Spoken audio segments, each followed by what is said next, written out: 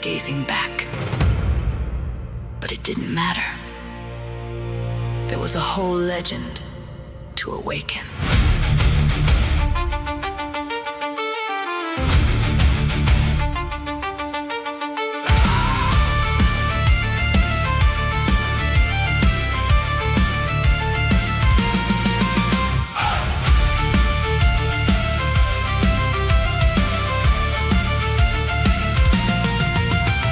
Nickels in his pocket, dreams bigger than his budget, a dozen pots of paint, and a brush that wouldn't go where he wanted it to.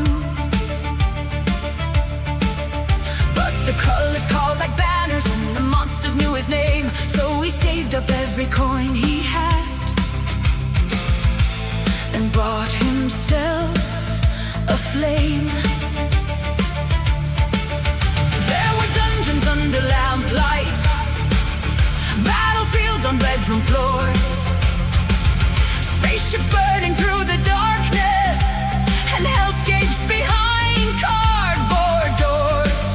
And the brush was shaking and the lines were wrong, but the heart was loud and the nights were long. Every crooked shield, every silver blade was a kingdom rising from the messy maze. We were kids with stars in our eyes, rolling dice beneath the summer sky, plastic dreams and painted wars, heroes waiting behind old doors. Now the hands are older, but the fire survives. We still save the world, one kitchen table at a time. There were legends in the rule books, there were gods in every page, there were heroes made of metal, locked inside an unpainted cage. There were friends around the table, there was laughter in the air, there were terrible tragedies and glorious last stands there. A goblin king, a dying knight, a starship lost in flame, a dragon waking in the dark, and every quest became a name. And nothing looked perfect, but everything was true. Every chipped old miniature held a piece of something new. The paint was thick, the bases bare, but there was magic everywhere. We were kids with stars in our eyes, rolling dice beneath the summer sky, plastic dreams and painted wars, heroes waiting behind old doors. Now the hands are older, but the fire survives. We still save the world, one kitchen table at a time. And now that kid has wrinkles around the stars in his eyes. The brushmanship is sharper, but the love never dies. The dreams still live in older hands, in crowded shelves, in painted bands, in dungeon halls, in battle cries, in friendships forged that still survive. So light the lamp and clear the ground, bring the old world back around. Open the box, let the colors rise, there are still adventures in our eyes. We do not grow out of wonder, we just learn to paint it better. We do not leave the quest behind, we carry it forever. We were kids with stars in our eyes, rolling dice beneath the summer sky, plastic dreams and painted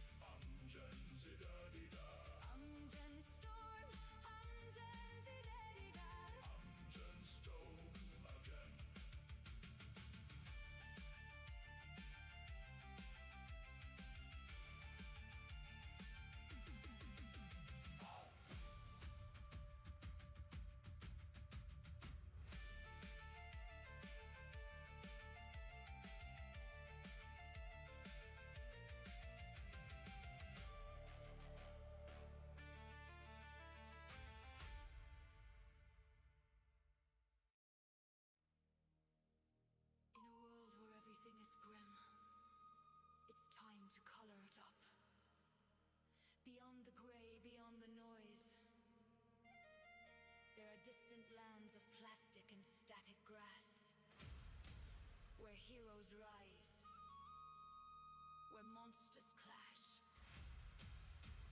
where dice still roll, and we become kids again.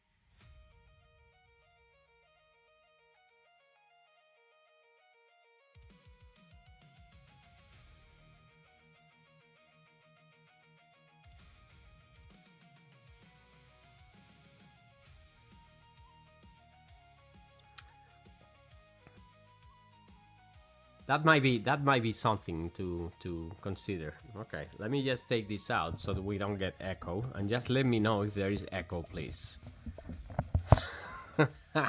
Thank God.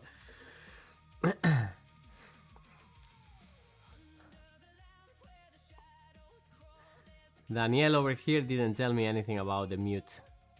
So, see? Thank you for letting me know. How are you? Sage Norwegian troll. Norwegian. Skull. Man, I will like some of the coolness that you probably have in the north. Thank you. Awesome. Thank you for letting me know. Fantastic. Hola, primo. There we go. Good evening, everyone.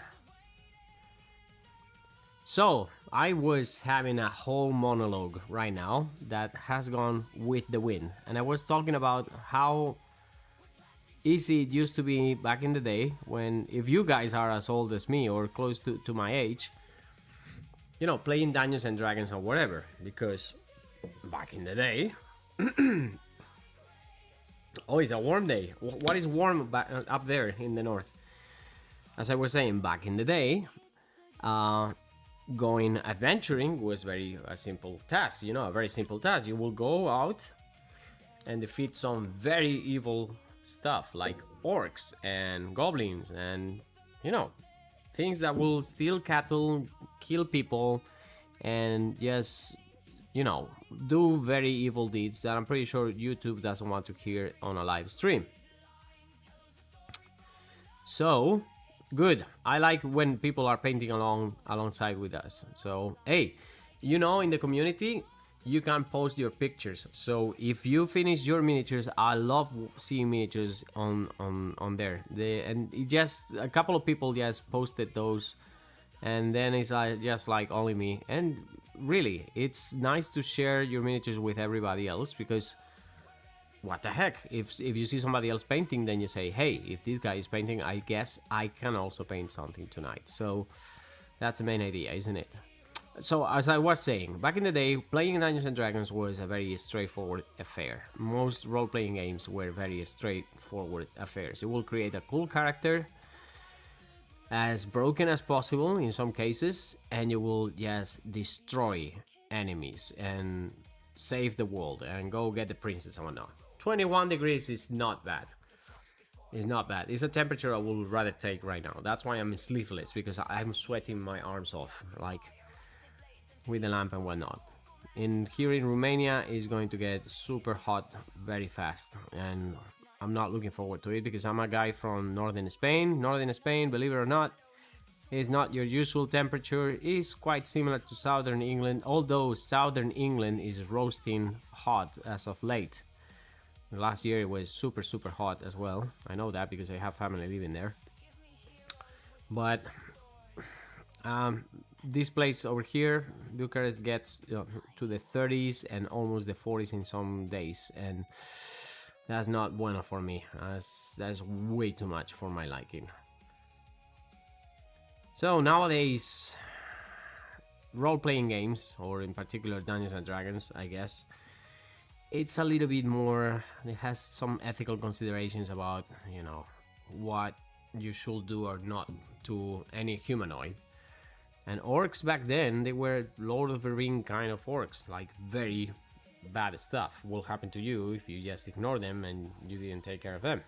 And I like that approach, because I wanted a no-brainer type of game. I want to just get my character, go into a dungeon or abandoned tower or whatever, a cave usually, defeat all the monsters, get the loot, save whoever needed to be saved, a princess or some kids or whatever, or even some cattle, and call it a day. And nobody will ask. I mean, no, not only nobody will ask. I remember very clearly that people will like to see proof of how many orcs you will have killed. So our DMs, or well, we all were DMs eventually, we will ask for things like ears or severed heads or things like that. Very grim stuff. But nowadays, from what I've seen, nowadays, it's a big no-no sometimes killing humanoids. You know, everybody has a chance at being good. And I don't know, man. I miss those times when knew the baddies were the baddies, and that was it. It was no debate. You know, they were bad people, and you just dealt with them accordingly. And nowadays, it's like, well, you can be an orc, you can be a tiefling, you can be all kinds of different creatures, and it's like, all right, cool, but can we get some generic, you know, minions that everybody's fine killing? And I guess Undead are still it. You can still go and say, well, maybe this person was good in life, but right now is an automaton, and the best thing that I can do right now is give it peace. So it's not technically killing them, it's actually reverting them to the state of being killed, which is weird, but yeah, magic. So I don't know, I guess it makes sense to still have Undead, because you want somebody that is killable, and you can use it as low-level monsters as well, if it makes any sense. So, beyond aquí, primo, Mr. Cousin, what are you guys painting? Are you painting anything? Are you going to paint anything? Because now you're watching a stream, somebody's painting, it's like, might as well get some paints and just start dealing with that pile of shame that is looking at me awkwardly from the table all the time. Are you guys getting the new Warhammer 40k? Are you guys still sticking to all editions like myself? Are you, I don't know, looking forward to any games? I actually backed a board game, a couple of days ago, and it's called Shug. And I backed it. I don't usually do any Kickstarter stuff, honestly. It's very weird for me to do that. Very, very weird. It has to be something that really appeals to me. But Shug was like the ad was super good, okay? And it was like a Monty Python sketch or skit, I don't know how you call that.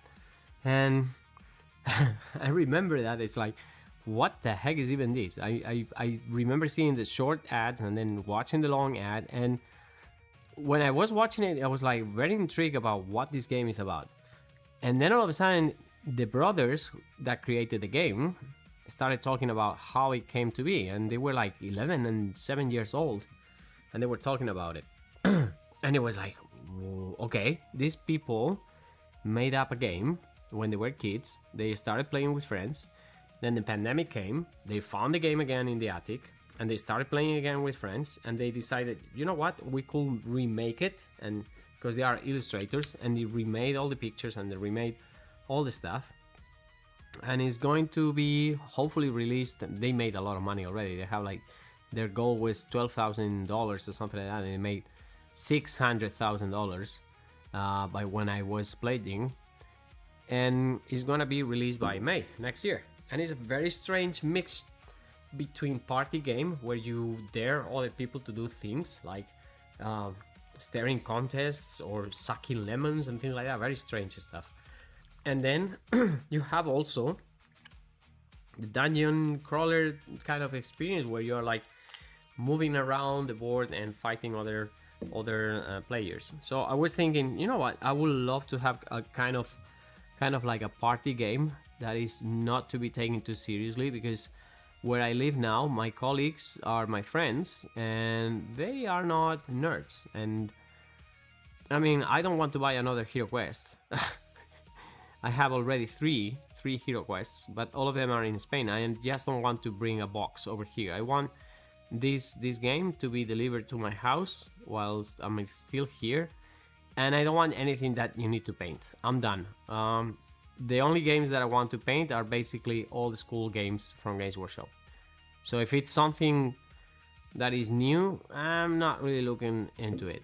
Maybe if you force me into a different game that is not Games Workshop, I will be tempted to paint something like The Legend of Zagor, or some of those old copycats of HeroQuest. When HeroQuest came out, there were a few games that tried to emulate the vibe of HeroQuest, and they were high production quality games. Like The Legend of Zagor has a speaking computer. I don't know if you guys heard about this game.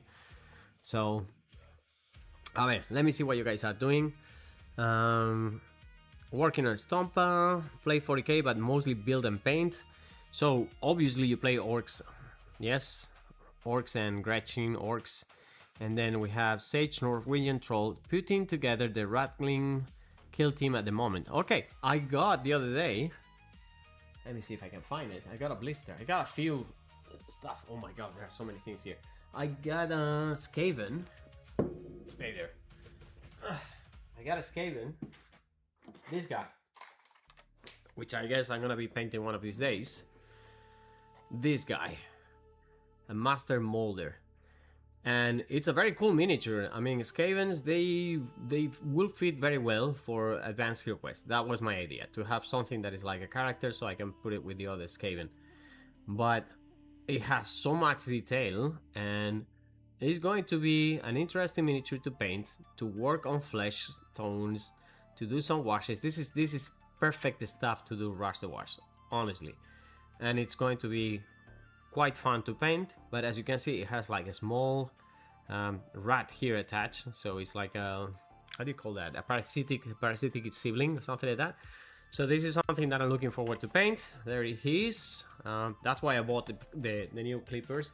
And also I have this guy here. This I'm quite excited to paint, an Eversor Assassin.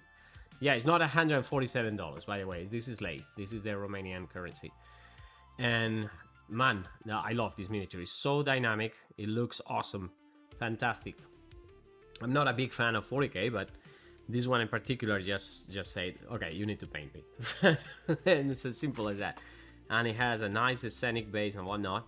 So this is gonna be something fun to paint. Okay. So you need to pair him with some rat ogres. I do have rat ogres. One of these days I need to learn how to show, I may need to make a layout on the streaming app that I'm using, where I can show you my screen and I can show you videos of things like that. I have also another army, which is Skaven. I have a few armies. I have quite a few armies actually. So one of them is Skaven, and I have what, 3, 4 rat ogres, something like that. Not too many actually. I was playing mostly infantry because that's what I got when I bought it. And yeah, I mean, if we're gonna play Dungeons and Dragons, my god, Advanced Hero Quest, and if I'm in Spain, I have plenty of miniatures to play Advanced Hero Quest with Skaven. We actually played a game when I was there back in Christmas with Trubo, my friend, and Alvaro, another friend of mine. And well, I didn't know the rules too well, and it seems suspiciously easy for the players, honestly, because all I read is that Advanced Hero Quest is very difficult, and it didn't feel that difficult at all for them. They were breezing through the game, and I'm pretty sure I got some rules wrong, or I was playing it very wrong. Either one of those is absolutely correct, because if it's that easy, it is not as challenging as I expected it to be, after reading so many people complaining about that. Hola Ron, how are you today? Konbanwa.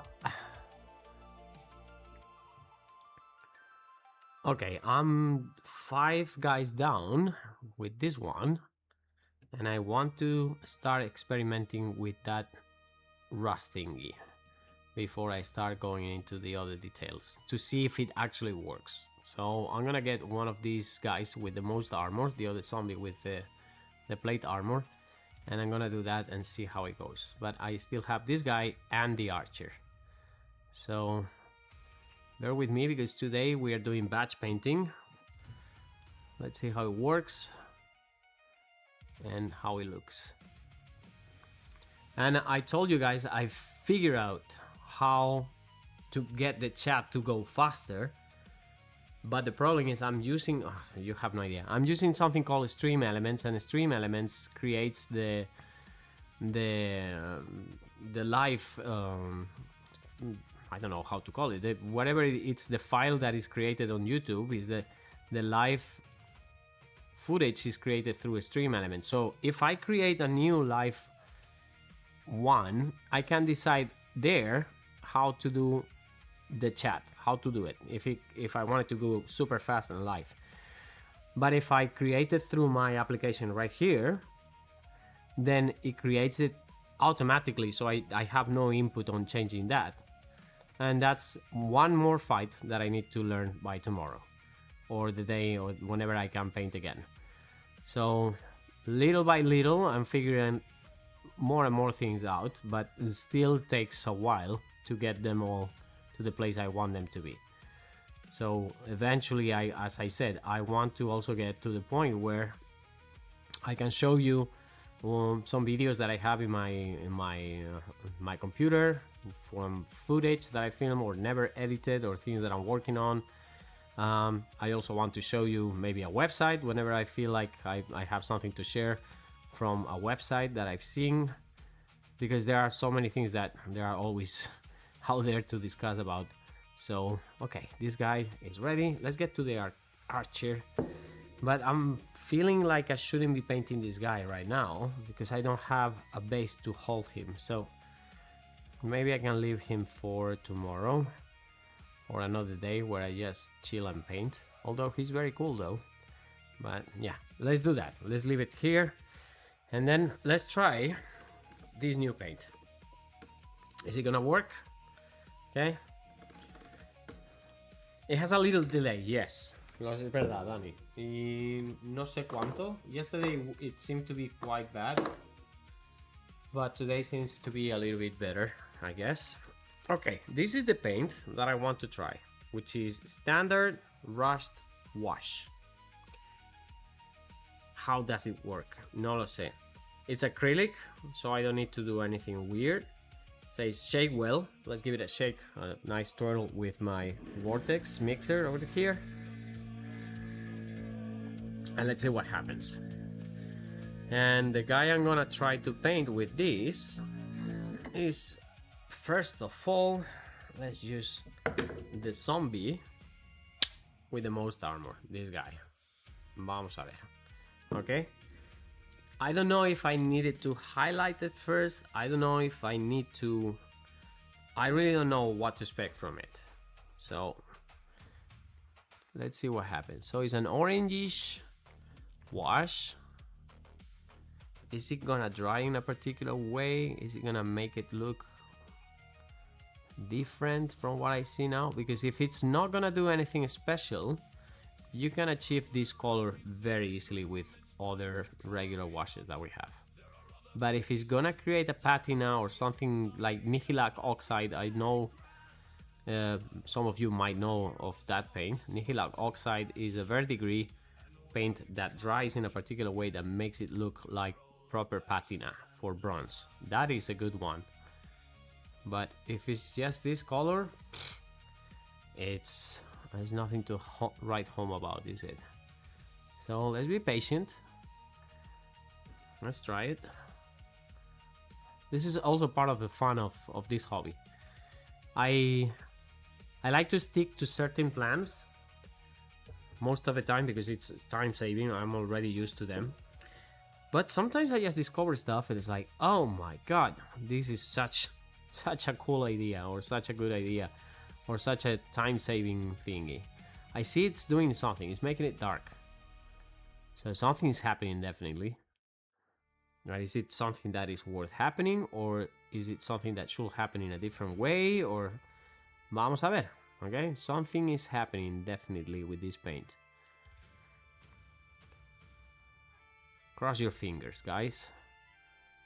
Even if it's screwing it royally, luckily for me, I never panic with painting miniatures. So I will find a way to make it work. A ver.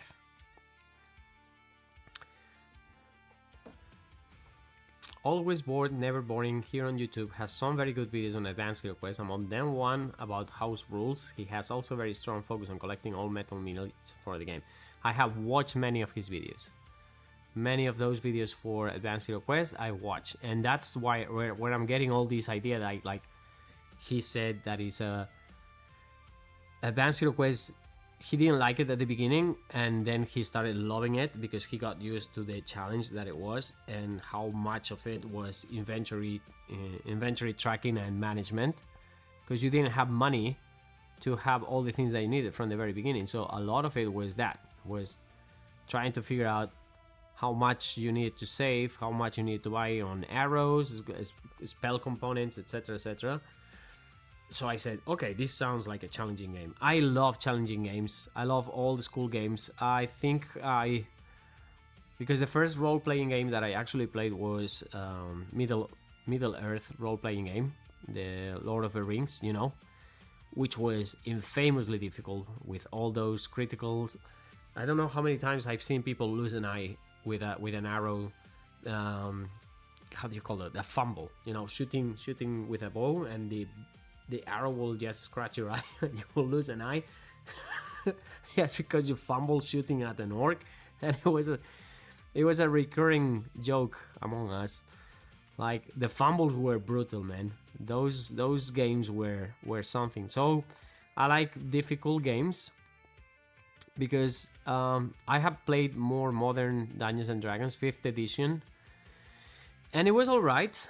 But as a dungeon master, it was difficult to give a proper challenge to your players. You always need to go with something more narrative that will create a challenge, because they were OP as heck. And it's difficult for me not honestly. Okay, I must confess, when I'm a DM, I have a tendency to just give you a sandbox. Okay. Hello, how are you beneath the flagstones? So I always tend to just create a scenario and you deal with it. Okay, as a player, I'm basically saying, this is what I put here. These are the monsters that they are there. These are the traps. These are all the things. And you have to deal with it. And I don't know, I'm very, how to say it so I look good anyways. I stick to my guns. I'm like a computer running a game, which is not appropriate in some cases, because what you want to make it is fun for everybody. Give them a challenge, put them on the edge, and then allow them to go and come up victorious. But it also cheapens the experience, because you want them to be fighting for their lives and making mistakes and paying for them. That's at least my approach, my approach to games like this. I never played D&D, but I want to try AD&D 2nd edition. That's my favorite one. Okay, I love Warhammer Fantasy role-playing 1st edition and 2nd edition, and Call of Cthulhu. Call of Cthulhu I played many years ago. Probably was in the 90s. And if you have a good DM, somebody that can narrate properly, it sounds like a fantastic experience. But that's true of mostly all role-playing games, but that in particular, because you want the cosmic horror part of it popping up. Okay, otherwise it's just a stupid tale of aliens and things that lurk in the dark. You want somebody that actually explains it and tells it in such a way that you feel fear in the game. If that's even possible, I don't know. I haven't found many DMs that could do that properly. So having a good DM for that, absolutely paramount for games like this one. Fantasy, heroic fantasy and whatnot, they survive very well with somebody that can fumble it a little bit and make it fun. You know, funny. But for cosmic horror things like Cthulhu, you need a specific type of DM that is good at doing that. And AD&D second edition, what can I say? It's beautiful. So it's just clunky and awful rule wise. All these to hit armor, the Thaco part of it, and all the quirky rules here and there. Oh my gosh. And the initiative rolling, changing every freaking turn. It's just a big mess. But if you grasp it, I don't know, the setting just feels more like Dungeons and Dragons should be. I just like it more. It's fantasy without going to the overboard fantasy of nowadays. Because if everybody's special, then nobody's special. And now in Dungeons and Dragons, everybody is special. Everybody is a freaking dragon or a demon or something like that. And I just like, you know, the most special thing that you will see in my campaigns from back then, it was like half elf.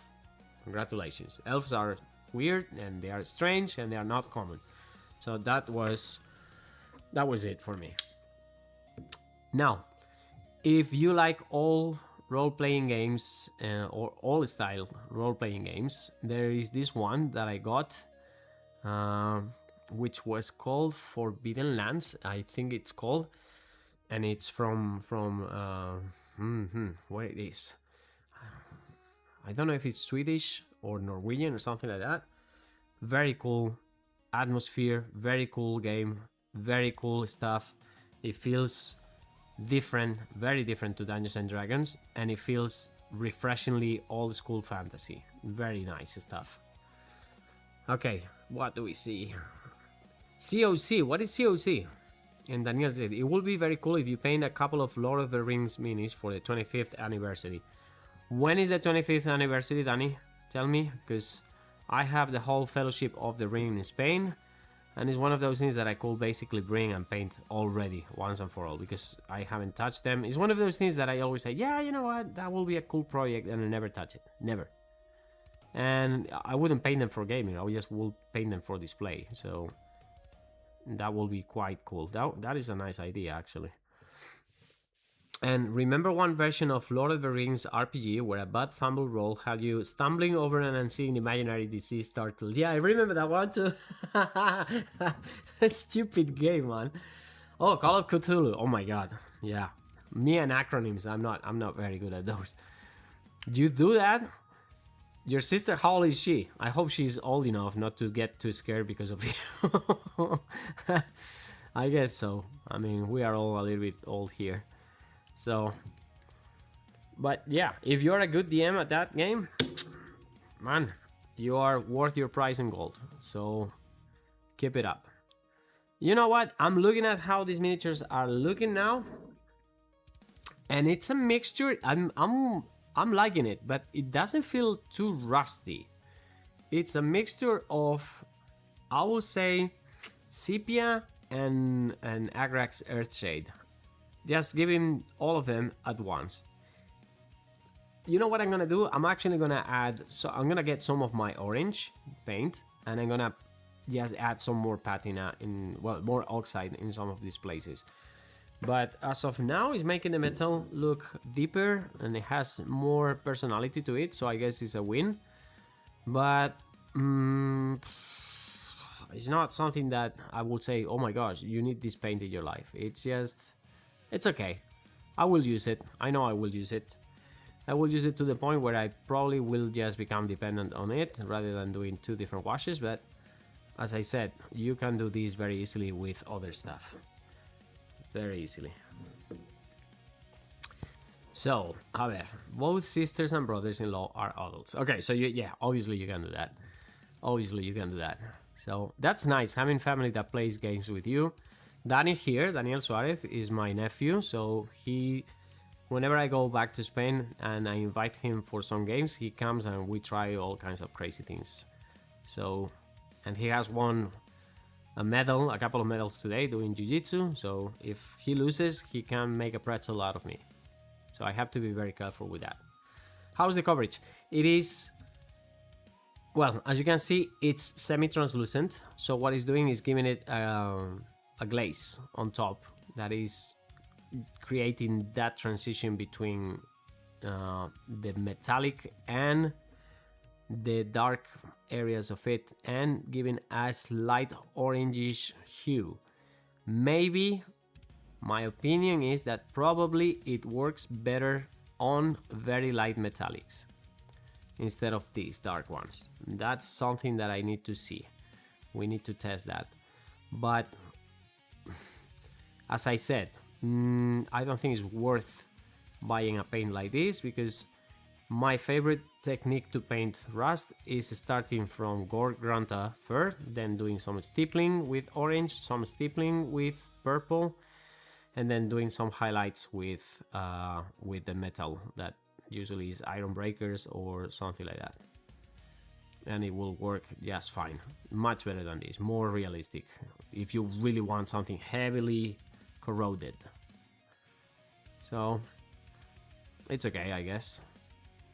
A ver cómo está. A ver cómo está. This way. Okay. Bueno. So now that we have the rust out of the way,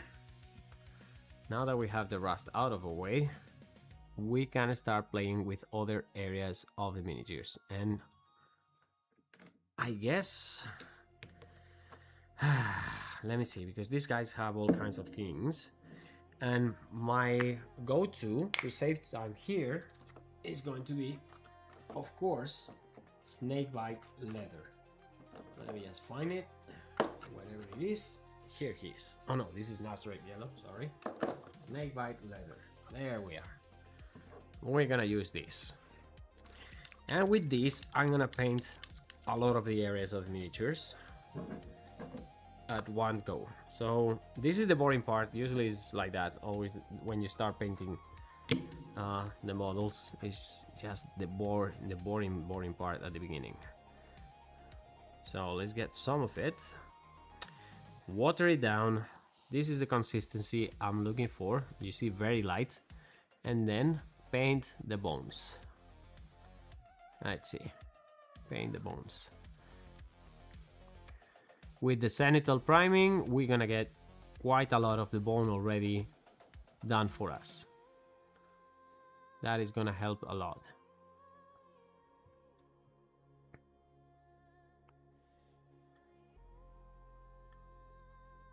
Vamos allá. The boots I'm gonna paint black so we don't have too much brown.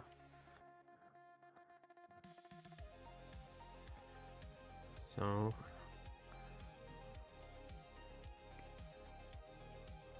snakebite leather, better than skeleton horde, as I told you guys yesterday. Better. If you want to save money on paints, just buy this one instead of the other one, because you can use it for more things than the other one. Usually it's better to have high pigmentation paints, like thick contrast paints. They do more jobs than the other ones. The other ones are very good for glazing. That is absolutely true. They work fantastically well for glazing. But this one in here takes the place of Skeleton Horde and even Seraphim Sepia if you water it down correctly. So it's not even a debate. You need to buy the things that work best in most situations, because at the end of the day, having too many tools and having too many paints is just a waste of space and a waste of resources. If you have a small assortment of paints and they do several jobs, or you can get them to do several jobs, it's better than having way too many paints that you never end up using. Now, the paints that we have, the paint ranges that we have nowadays is huge. Citadel has just too many paints. Your snakebite leather is an imposter. She'll be in a hexagonal bottle and not be a contrast paint. Yeah, I know. But Nostalgia 94 does quite similar paints to the 94 formulas, if not almost exactly the same. When I tried them, they felt so familiar, because the yellow and the red, they will do their jobs, but they will do the jobs like they used to do them in 94. And if you have that experience painting with all paints, you know what I'm talking about. They were awful. I hated painting yellow back then. I hated painting red back then. I hated painting with mithril silver back then. All those colors were just too difficult to work with. Have you painted any of the Epic Encounter D&D sets? No, actually, I haven't painted any miniatures for Dungeons and Dragons. All I paint is for Hero Quest and things like that, because those are my dungeon crawlers of choice. What I try to do when I play Dungeons and Dragons, I try to have the smallest footprint possible, if that makes any sense, which is no miniatures. Tokens, yes, and dry erase map, yes, I like those. I really like those because my players, and I think this is a universal trait, they usually don't do what I plan them to do. So if I have a map of a castle that I want them to visit, the bastards are gonna go all over the place before going to the castle. And I just need a dry erase board so I can come up ad hoc with as many possible places as you can imagine. And there is no tiredness like DM tired when they just don't want to bite the hook, the freaking hook for the adventure, the one that the guy in the shadows in the tavern is telling them, you know, there is this place that you should be visiting because this happened, and they just start stealing from everybody in the tavern, or getting in bar fights, or trying to woo somebody in the tavern, or deciding that it's a good idea to just go check the town hall, you know, the jail in the town hall, and see who's in there, and they come up with the darnest things. So therefore, I like having generic stuff, things that I can come up with very quick, very fast, okay? And if you paint a whole set of miniatures for a game night in Dungeons and Dragons, who you? I wish you luck and very good players, because chances are they are gonna ignore all of those and just do something else. Nightmare paints back in the day, absolutely. The Citadel, they had very good paints, and then they had those. Goblin Green, well, everybody loves Goblin Green because it worked as intended. But, why? Yellows and reds, la madre que los parió. Those were, in particular yellows. Yellows were such a pain in the ass painting. I remember like giving 3 or 4 coats just to get sunburst yellow the way I expected it to look like. So, yeah. But Mike McVeigh designed them. Blessed be his name. So, I mean, just imagine what he probably was working with before doing that.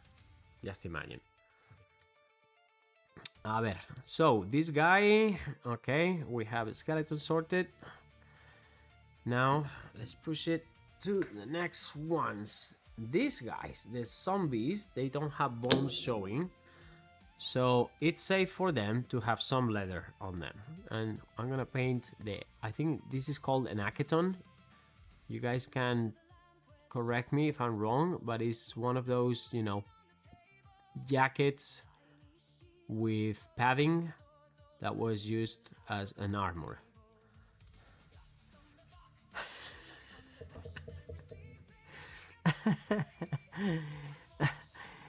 Yeah. Rotten cheese. Very rotten cheese. Proper.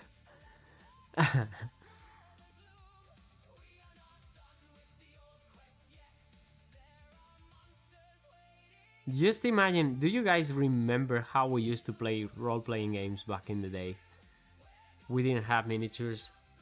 We didn't have dry erase stuff. We just will go somewhere with a book and a bunch of dice and some character sheets, some very bad photocopies most of the time, and everything was happening in our imagination. And the fact that we actually agreed more or less on what was happening when we were like 13 and 14 years old, the fact that we were agreeing, we were more or less in the same page of who was where, who was attacking what, and what was happening, and we still have stories set up in our mind from those times. It's nothing but mind-boggling, honestly. And nowadays we need dice towers, we need all kinds of trinkets and things just to hold all this stuff somewhere. We need cards to know what magic objects we have. We need a big mug besides us so we can drink whilst we're playing. Man, we were raw dogging it back in the day, no problem. And nowadays we just need all kinds of small things, miniatures, tokens, constant reminders of what is going on. I think we were way smarter back in the day, and we somewhat forgot how to keep track of all these things in our theater of the mind. Yes, exactly. Okay. Charlie Echo, hey Miguel, can't stay playing D&D right now. Man, lucky you. Good for you to have some games rolling. I hope you have some friends over and you guys have a blast today and you have some stories to tell tomorrow to everybody. So good luck with that. Yeah, we didn't need much stuff. It was crazy. It was so easy for us to do this. It was like second nature. I remember going to a hut in the mountains, and of course you couldn't carry all the stuff that you needed beyond the books in the case of Dungeons and Dragons, and some notebooks and the character sheets and some pens and pencils. You couldn't carry all the other stuff, all the other things that we use nowadays to play role-playing games. It's no, we couldn't, man. That was not even a debate. You had to bring your own food. You had to bring sometimes we even brought some gas, like a gas bottle for cooking up there.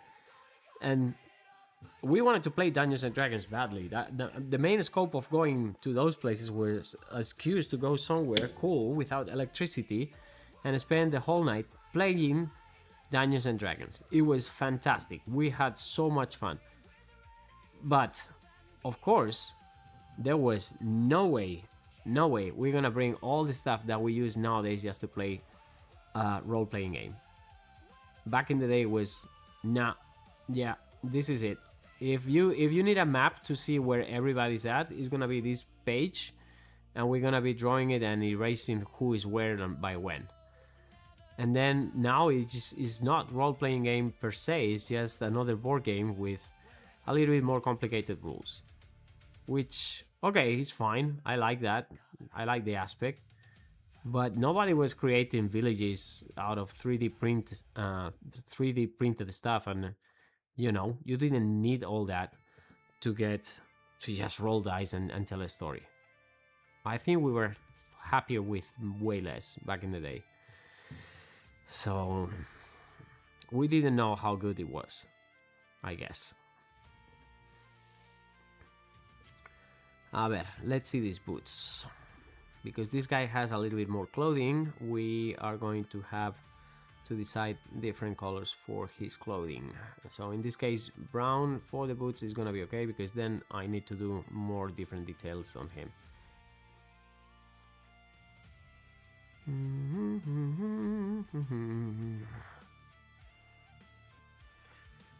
So I started the stream mute. Classic Miguel. Classic Miguel.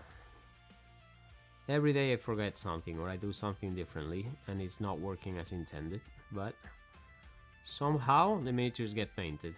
So I guess it's a net win overall.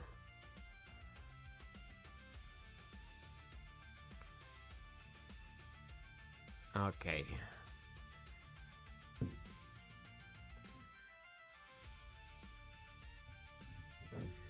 Summertime, when people like myself, teachers, stop working, kids have a little bit more time. I'm not sure why, but most GTs that I've been to in America happened around the late spring or the beginning of the summer. and it feels as if many of the people going to these were teachers or were adjacent to teaching professions, and or their kids were, you know, in school, and that's where they were not in school, and that's where they could, I don't know, for whatever reason, they could have more time to do these things in those days. Is it still true, or am I tripping and guessing that it's something that is happening still? Because I'm seeing a lot of tournaments popping up in Spain as well during these days, late spring and early summer. And I guess that's because people will get a few days of holidays and they will be able to travel and go to these tournaments, these events. I miss that. I miss going to the GTs in Charlotte, in North Carolina. It was huge fun. I mean, my head would explode by the second day. 5 games is brutal. I don't think I can play 5 games anymore. I think it's just too much. It's too much of a commitment. But the intensity, the level of concentration you have to have for 5 games in 2 days, it's absolute madness.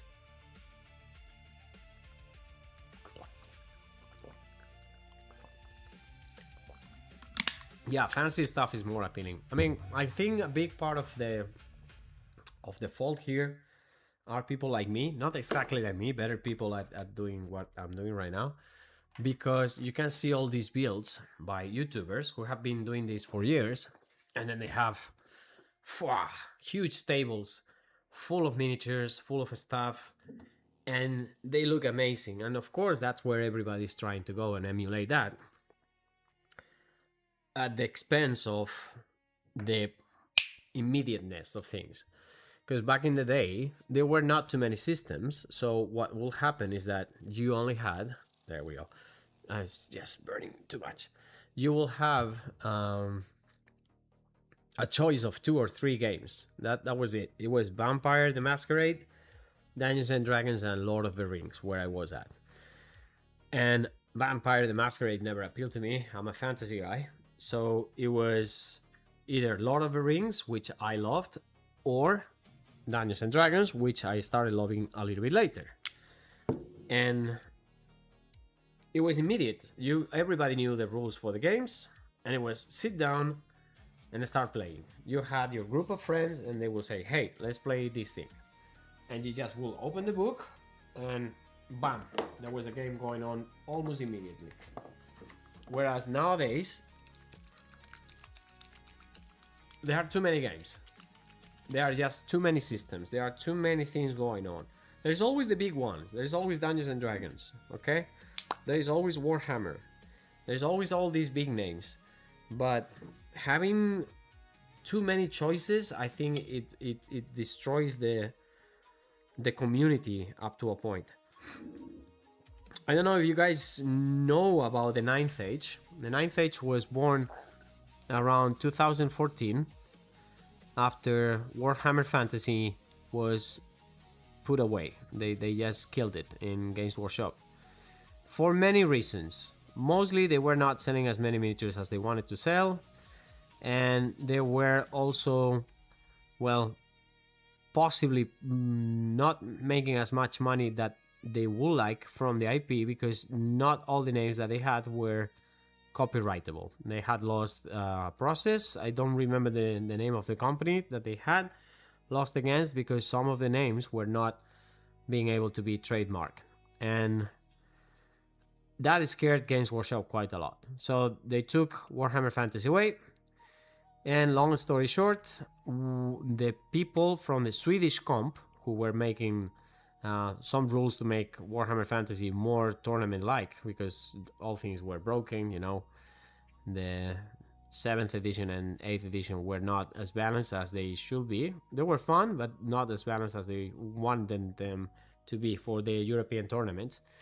And what happened is that after the system was destroyed, a group of very capable people decided that they wanted to make their own rules for Warhammer Fantasy, and that was the origin of the 9th edition, which basically took 8th edition at the beginning and they made a game in the semblance of 8th edition, cleaning up a lot of stuff that was broken or not working, or rule holes.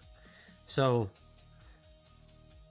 this fragmented the community, because some people wanted to stay with 8th edition because it was somewhat official still, obviously, having been made by Games Workshop, and some other people wanted to move on to Age of Sigmar. And then there were people like me who said, well, if somebody can do it better than Games Workshop, I guess I see no harm on playing it. And that's where I went. I went with the 9th edition until they started veering way too much from what it used to be, lore-wise and rule-wise. And this is something that I think happened to a lot of people, is that when you have too many choices, there is no choice. It's you get frozen in it because you don't know what to play anymore. It's like, okay, I'm not sure if I should be playing 9th edition or Warhammer 8th, or if I should be going back to older versions of Warhammer, or if I should be starting Age of Sigmar. Age of Sigmar has never been palatable to me. It's just too high fantasy. It's just too convoluted in that sense of, I don't know, too many spheres, too many things. I like Warhammer Fantasy because it feels down to earth, even though it has, you know, all kinds of monsters, but it just feels down to earth because it's the Holy Roman Empire, the 100-year war, Europe, between France and England. You have Estalia, which is Spain, you know. You have all these places that will have existed in a fictional setting of what was Europe in the Middle Ages and the Renaissance. So if it feels familiar, that's what I like about Warhammer Fantasy, is that it feels familiar. It's something that you can easily imagine, okay? Whereas if you try to imagine, I don't know, Dungeons and Dragons, you can imagine it up to a point, but for me it becomes way too fantasy, if it makes any sense what I'm saying. And Age of Sigmar, likewise, it feels a little bit too high fantasy. I get the suspension of disbelief with sci-fi easier than I do with fantasy settings, because with sci-fi you accompany it with all the MacGuffins that you can imagine, like in Warhammer 40k. You have all this technology that makes sense. It's based on something a little bit, you know, more realistic. But if you start telling me that there are world-changing spells in Warhammer Fantasy, or in Dungeons and Dragons, then a lot of things that will become problematic. For instance, diseases. For instance, being handicapped in any shape or form, or being ugly, okay, or not having access to telecommunication devices. It starts becoming way too easy to use magic to solve all the problems. And if you have magic to solve all your problems, you basically have the 21st century with people dressed up like in a Renaissance fair. So for me that's problematic, which is very elegantly fixed in Warhammer Fantasy, because magic is chaos, and if you use way too much magic, then well, you're inviting demons to the world, and boom. Yes, it is working. I guess everybody's like gone, drinking something, watching some shows or whatever. So it is working still. Todavía funciona, pero bueno. I guess people don't just went to bed. All right, let's continue painting here before I bore you way too much with my theories about world building in fantasy settings. I was doing a skeleton. Let's go with the other skeleton. All right. That is delay. So now you're number 1, I guess. I don't know. This is number 2, number 3 is changing. I guess people coming and leaving. But, or maybe something disconnected. I don't know, Danny. Ni idea ahora mismo. A ver. Vamos a ver. Ponte, enfócate. Ahí estamos. I'm gonna fix that thing with the delay. I'm very stubborn. I just need to figure it out.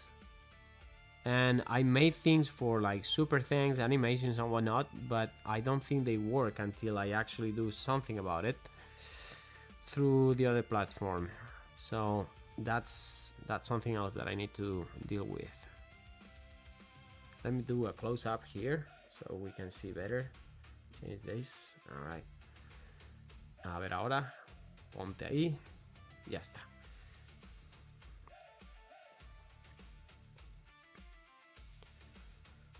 So, as I was saying, what if, I mean, for instance, Lord of the Rings works fantastically well for this because magic is rare.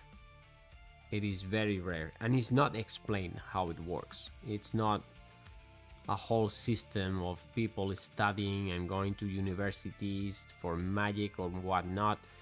It's something that is super rare, like for all I know, in the original setting, the only ones using actively magic were the wizards, and they weren't even using it at all times. Let me just focus on this. There we go. So, but in Dungeons and Dragons, everybody and their mother are using magic.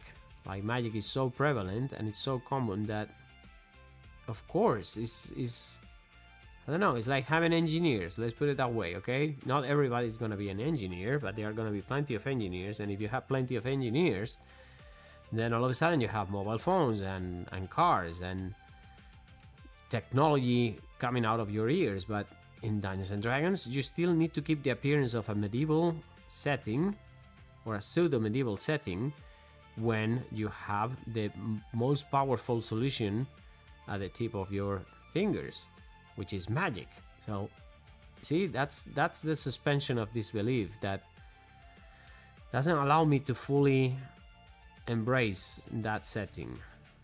That's a problem. Whereas in Warhammer Fantasy, I am very happy to do that, to see, yeah, okay, cool. They don't use magic that much because otherwise they're gonna have a big problem coming their way.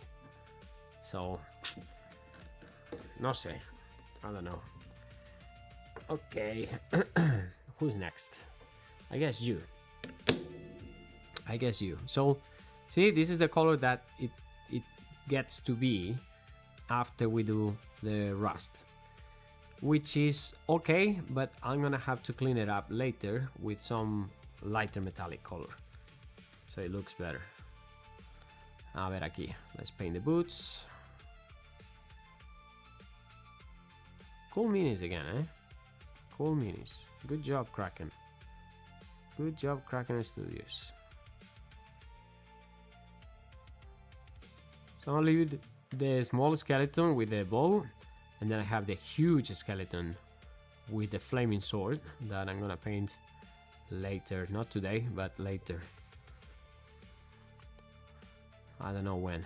If you guys want to see one of the other minis that I got, those blisters, like the Skaven and or the Eversor Assassin, just let me know, because I can build them, get them ready, and we can start seeing how to paint those.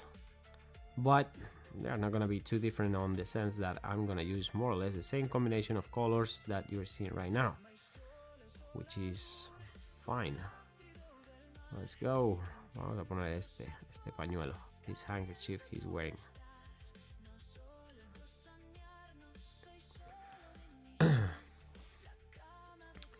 This is why I don't get modern D&D. Exactly, same. Everything is too special, man. Everything feels like a Disney movie nowadays, and I just like the grim setting of, you know, that D&D that felt gritty and dark and sweaty.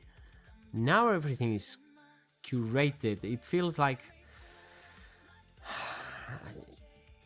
I don't know how to explain it, but if you look at illustrators, I'm gonna give you an example, okay? You look at the old school illustrators like Larry Elmore, okay, with his super hot girls that he was drawing all the time. I wish to know who were his models, but anyways, I digress. Larry Elmore is quintessential AD&D fantasy art. If you look at the same type of art nowadays, the Dungeons and Dragons, it feels like tablet made Chinese artists, with all due respect, very good artists, yes, but you know, it doesn't feel as real or as tangible as what Larry Elmore was doing, for example. And I think it's happening as well in 40k. You can see it in Warhammer 40k or in Warhammer Fantasy. You have that ultra curated, over the top art that is, it doesn't have it, it's like missing a soul. I'm not really sure how to explain it otherwise, because if you give me, for instance, Mark Gibbons illustrations, or of course the obvious reason that I'm going to mention here this person is because he died this week, but if you give me John Blanche, if you give me, you know, old Geoff Taylor, who's one of my favorite, Paul Bonner, who's still active and he makes fantastic illustrations of trolls and all kinds of things. If you give me those guys, I feel like there is something to connect to. But the new art, as clean as it is, as beautiful as it is, it's, I don't know, I'm too old, I guess, but it feels soulless. It feels like a commercial, curated product. Whereas the older art, yes, of course, it was a commercial product as well, because, you know, we want to sell games. But it didn't, I don't know, it felt like the guy who was painting it genuinely said, I'm gonna make something so cool that is gonna become canon in this setting. They were building the world, and now the world is already built and somebody's just copying. It's like AI in that sense, you know?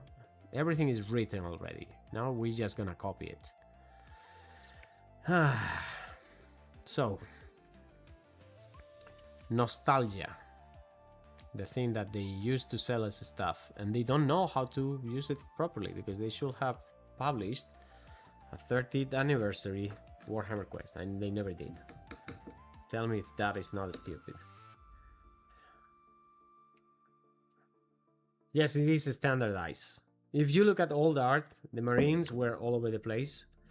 Like, if you, I'll show you whenever I get back to Spain, but if you look at the old books from Warhammer, like for instance, the ones with Rogue Trader, which is the original Warhammer 40k book, if you see that, man, that's a proper old school stuff, because the Marines are all over the place, the armors are still being developed and whatnot.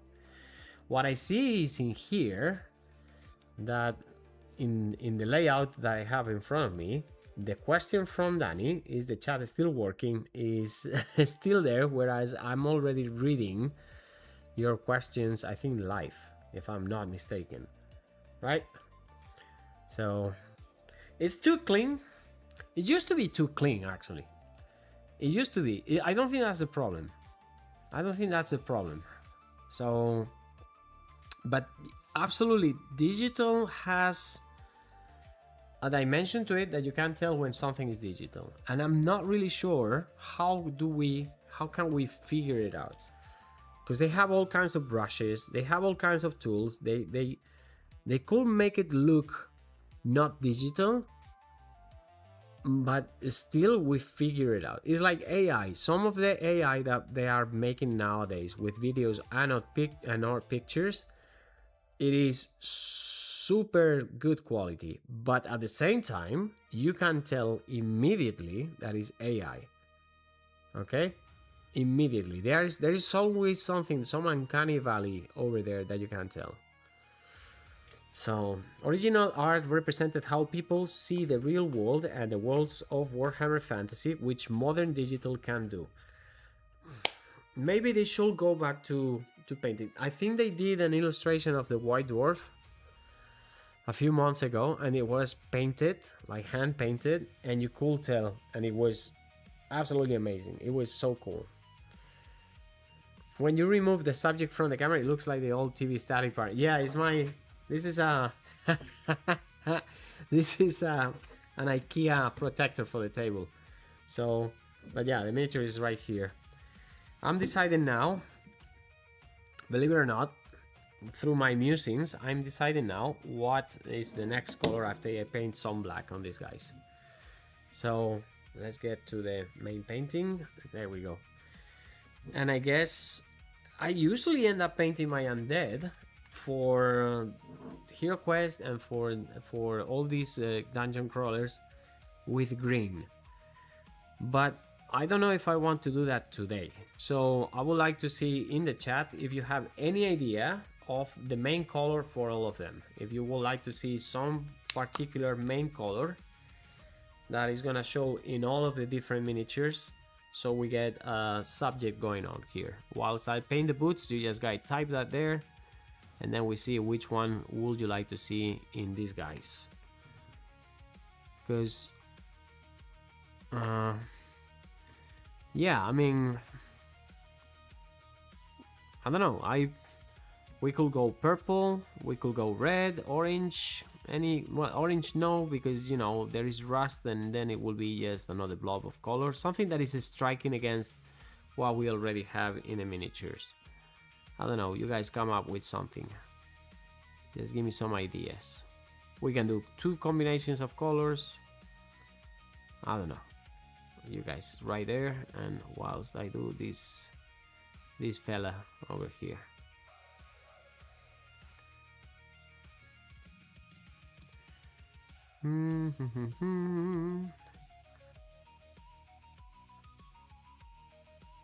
Ultramarines blue. Doesn't look any ultramarines to me. Maybe as a shading for the blue in ultramarines, which is something I should try. That's a good idea. I still have the ultramarines to be painted in my Space Crusade. Shame on me, but the game is not here. But after I paint those, that's it. The game is fully painted, and I should get some shots of it. But I always think, how should I paint my ultramarines? And I never get to doing it. Okay, do leather tutorial with Nasrek and Gord Granta. Leather tutorial with Nasrek and Gord Granta.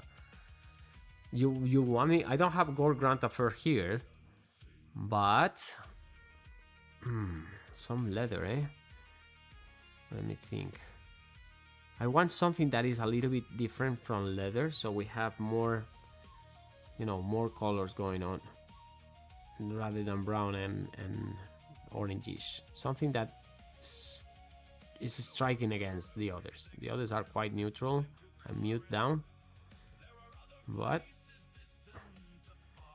a ver, and here, what is this? This is what the heck is this? It's like some clothing underneath. All right, let's paint it with this. Then we can go with the other one.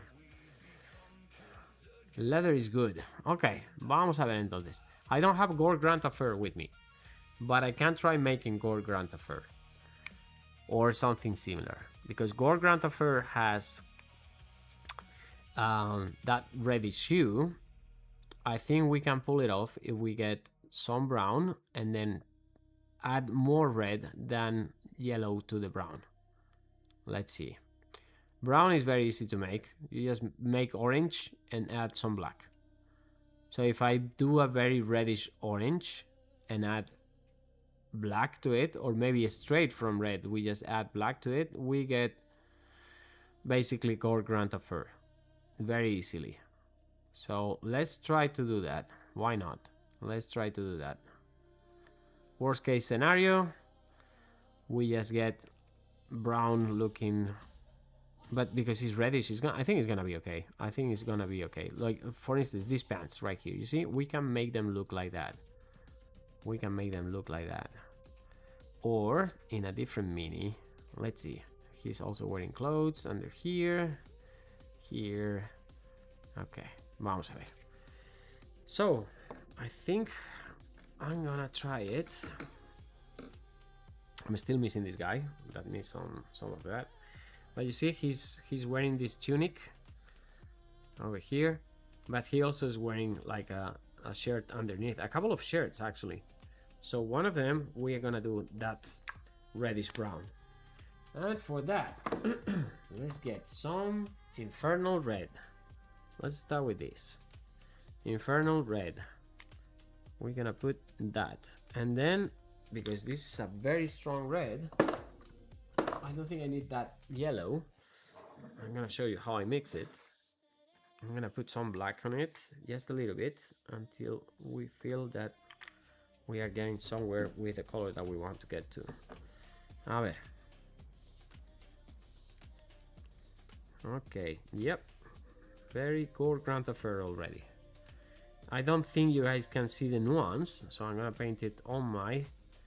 It's almost burgundy right now. So here we go. See? It will be a little bit more orangish, I said. So let's put a tad, un poquito de amarillo, a tad of yellow. Yes, that little bit. There we go. Looks like a very bad fried egg. Okay, now I think we are getting there. A ver. Okay, vale. And let's paint the pants. Or I'm gonna wait a little bit longer because I see that this is still wet and I don't want them mixing. So let me find somebody else. I said this guy, maybe. Okay, and let's see where we can paint this color. How about on this armor over? Let's see. This is translucent, which is great because then I can touch it. A ver, I think my cat wants to come in. She's scratching the door. Yep, definitely Lisa wants to see what's going on here. And I can hear meowing. Yep, she's meow. Okay, let's see. I'm gonna go open the door after I finish here. Stand pig, Lisa. A ver, let's get her in. Un segundo. I'll be right back.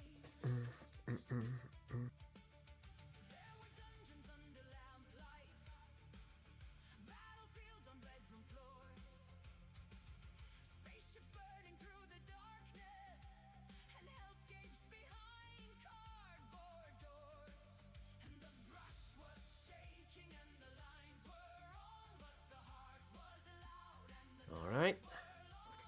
There she is. This is Lisa. Gata. She came to bother me a little bit. No? Chévere. Yeah, she wants the scratches now. Bad pats. Okay, go. Hayde, míscate. Go. Alright, so that's Lisa. You know, cats, if they see a door and it's closed, they are like, okay, what is going on there and why I'm not invited to that party? So, let's focus again. Aquí, por favor. There we are. Alright. Definitely a little bit too red. More on the red side. It's not as strong as the usual Grant of Fur. It does create an interesting color. Browns are very useful in painting. I always say it. I don't know any companies that are making like their own sets. They should always include browns in any set that they make, because having brown, it just makes sense for many reasons. To paint flesh, to shade things, for leather. You need brown. I don't know. That's a no-brainer. So if you guys are making or deciding what to include in your paint sets, please always include a brown. Please do that, because it helps everybody painting miniatures. After I do this, I'm gonna do the highlights. later after I'm done with all the different parts that I'm painting on these miniatures, and then we're gonna give it an Agrax Earthshade wash to make it a little bit more brown, more dark. But yeah, I can see that the red is showing in some parts. A ver, por aquí. Sorry, it's a little bit difficult to show what I'm doing because I'm painting in between here. This guy has a lot of layers of clothes. Lots of layers of clothes. Like, for instance, he's wearing this, and then he's wearing something underneath, and then he's wearing something underneath, and then it's the flesh. And I'm not sure if these are pants. I can see I can see the wrinkles of the pants there. So those are pants. So okay, I guess I need to paint those as well with some fabric color. Vale, let's see where I can use these and some other miniatures. Lisa. Lisa's also giving some ideas, some feedback, I guess. Sure. What else? Tell me. What other grievances do you have, Lisa? What about this one? Should I paint the tunic? Well, why not? Yeah, let's see. This reddish brown.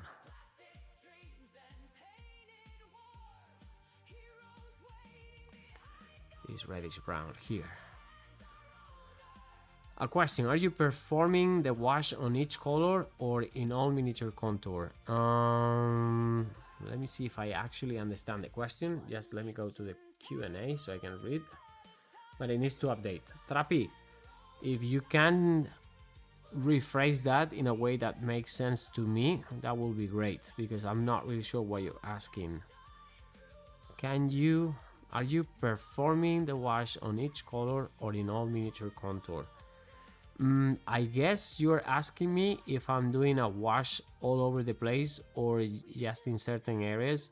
As of now, I'm in the coloring phase, which is I'm deciding each area what color or undertone is going to have, which in on itself will mean that later, if I do some highlights and then I want to glaze, I might glaze with the same color in several areas, like that's something that I'm gonna do with my Agrax Earthshade, or I can do different glazes in different areas depending on what I want to achieve. But as it is now, I'm just doing some areas. I'm painting by colors, more or less, is if it makes any sense. Estoy pintando ahora mismo zonas separadas a la manera que veo oportuno. Y como habéis decidido un marrón rojizo, since you guys decided on a reddish brown, well, that's what is going to be here for these skellies. The highlights are gonna make the big difference here, because they are gonna make a definition of what areas are what. And it's already 12:26, so I don't think I'm gonna be able to finish all the miniatures today, because I'm feeling already the tiredness of the day. But I can definitely finish a couple of them, and that's gonna be the proof for the rest. So, a ver, let's change to main painting. Vale, por ejemplo, let's get this guy and a zombie. The zombie being the one that I already painted a little bit of it with this. So I'm gonna focus on these two so I can see how to do several things. I'm gonna finish the skeleton very quickly so I can move on to the other one. And to finish the skeleton, first of all, since he's no character, I'm not gonna go way overboard on the details for it, but I need to do certain things. First things first, let's darken the boots with Drakenhof Nightshade. This time I'm not gonna give them highlights, I'm just gonna darken them. So we're gonna use whatever highlights it creates on the contrast wash. Very simple. We have an undertone of ultramarine blue, and now we're doing the filter with Drakenhof Nightshade to add some extra contrast to darken it.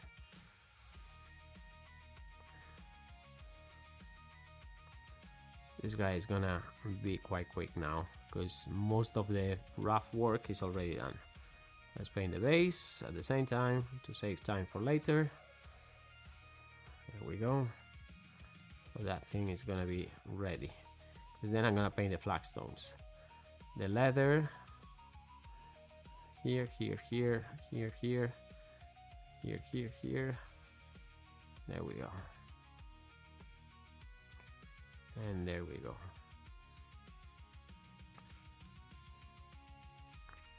I don't know why I'm rotating the whole handle when I can rotate just the base, which is, that's what it's designed for. Okay. Vale.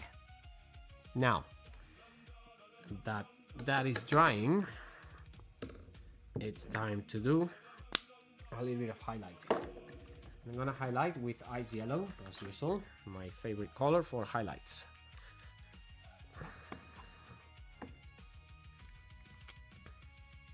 Oh, this is yellow. No, ice yellow. Ice yellow. No. Maybe I'll use it for something else later, but not now. Let's get something a little bit more detailed.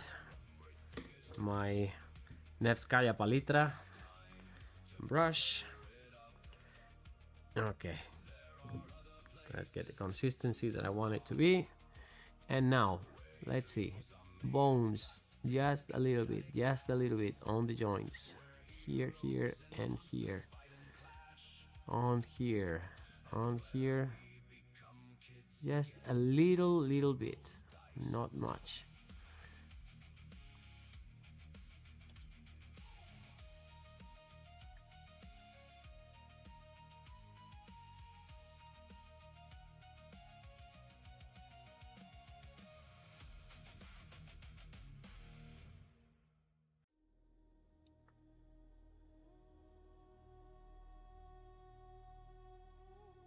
Not much.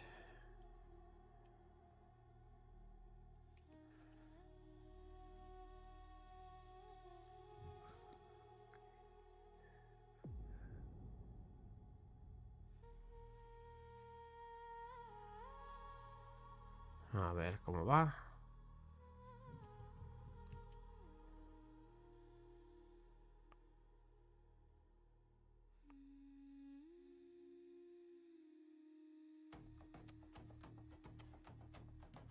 Okay. Also, this fabric, that is the reddish one,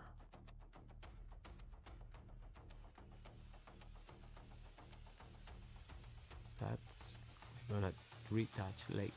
And also some of the edges on this leather.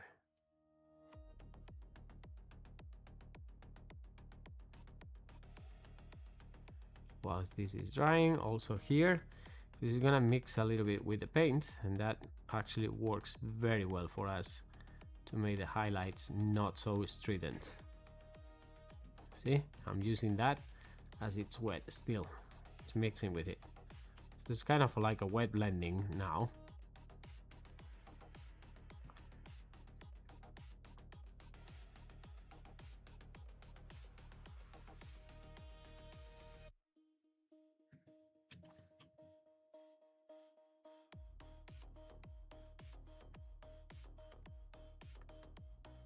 Okay.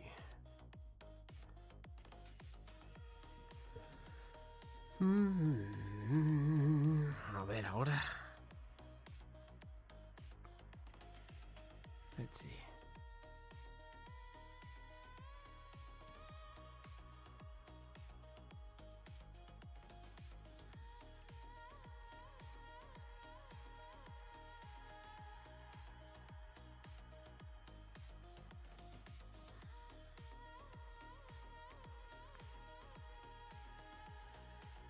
Ajá. Ajá.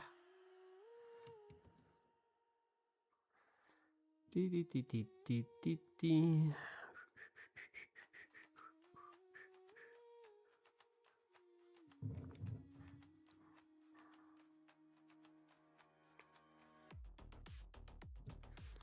What is going to make a big difference on this guy is when I highlight the metals.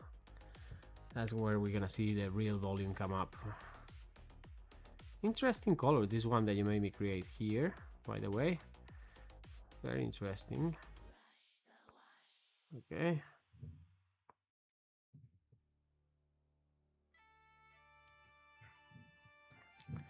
Let's see, here in this belt here, we're gonna do this.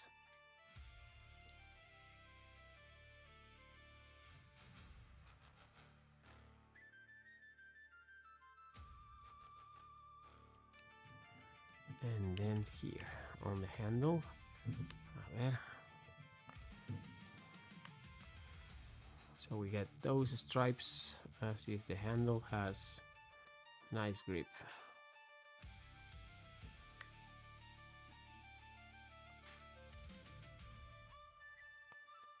Okay, the face of the skeleton is super important, by the way, believe it or not. We have to get these cheekbones highlighted, the jaw highlighted. The teeth are gonna be something else.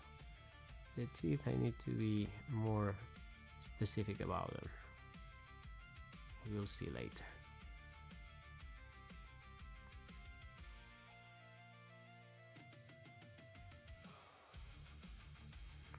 Lisa is meowing. Lisa! Why are you meowing, cat?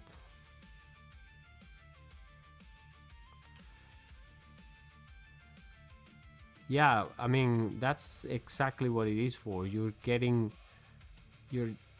tracing the things, and then your eyes picks up the details already. So just a little bit of this makes a big difference. And that's where contrast fails to work. Because contrast will just, yeah, it will color it nicely, and even if you do a nice zenithal priming, it will still flatten it quite a bit. So once you do something like this, you just give it a few highlights here and there, everything is more readable. What you're doing is that you're highlighting the phrases in the book that you want to read, the volumes that you want to read. That's exactly what is happening here. And just by doing this, boom, you all of a sudden, all the things that you want to see come up. See, there is a small stripe here of leather. Well, I want to highlight those edges so you can tell that there is a small stripe of leather there. And some small things going on here as well. So you can see, boom, the boot in there. Otherwise, it's a flat surface. Is upping the contrast. That's the idea. You are making things become more evident. And remember, you are seeing this super close now, but when you put it away 1 foot or 2 feet from you, those small details that look super strong right here, they will blend, and then all of a sudden they become much more subtle. Much more subtle. We're gonna do the same thing with the armor now. But for that, first I want to do Nazareth yellow on that detail there. So we can then highlight it. So here is gonna be bronze. I agree with you, Lisa. She's agreeing with me. She's saying, yeah, that looks better now. I know. Okay, and let's see if we have any other details that would like to be in bronze. Maybe the helmet, but I think it looks nice if it's all rusty. There is like a small gem here we could make. Okay, let's do that. Why the hell not? We can always highlight it later. Okay, let's do that. I know it doesn't look like much right now, but you will see after I do something else what it will look like. My head is very clear what is going to happen. And Lisa agrees. Lisa agrees with me. Yeah, I know. I know, Lisa. Okay. Now, here it is. Here it is. Okay, Lisa, are you ready? Da? Opa, what did you do? Ce mai aruncat. Boom. This is it. This is gonna sell it. Ya veréis.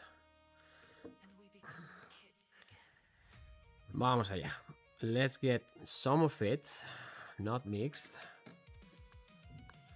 Yes, I'm applying that. That yellow trappy is called Nasdreg yellow.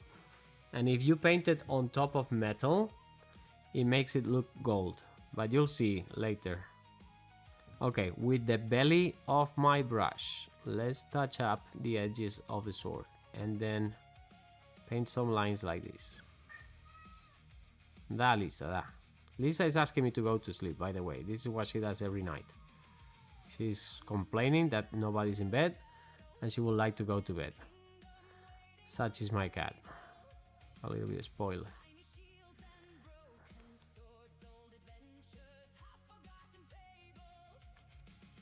Okay, alright. Now we have a little bit sharper blade, if you guys can see it. Let's see. There we go. Those edges that you see there are from the print. They are not intended to be there, but they are there, so we're gonna use them to our advantage. Now, these small scales in the armor, a little bit of highlighting. And this armor here has some damage. First of all, let's paint those damages. And then let's go to the highlighting of some edges so we get that volume back. We can paint it like damage as well.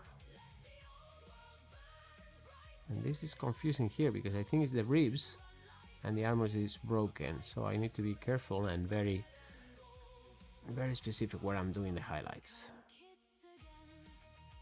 Here, okay. Now adding that readability is making already a big difference. Belt buckle, following more or less the lines of a sculpt, and here.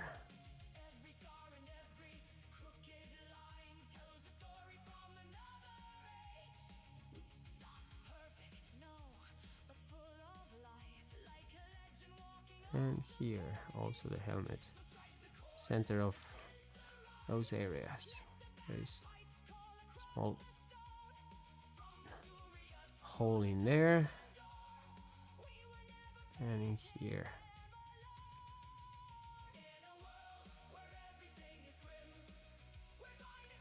Okay, you can do this as a dry brush, but because I don't want to stain anything, I'm doing it on a more classical method of proper highlighting.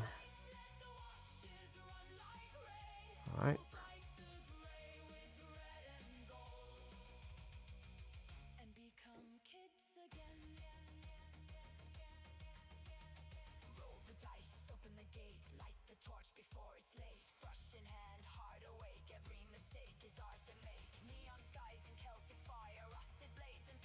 Some edge highlights.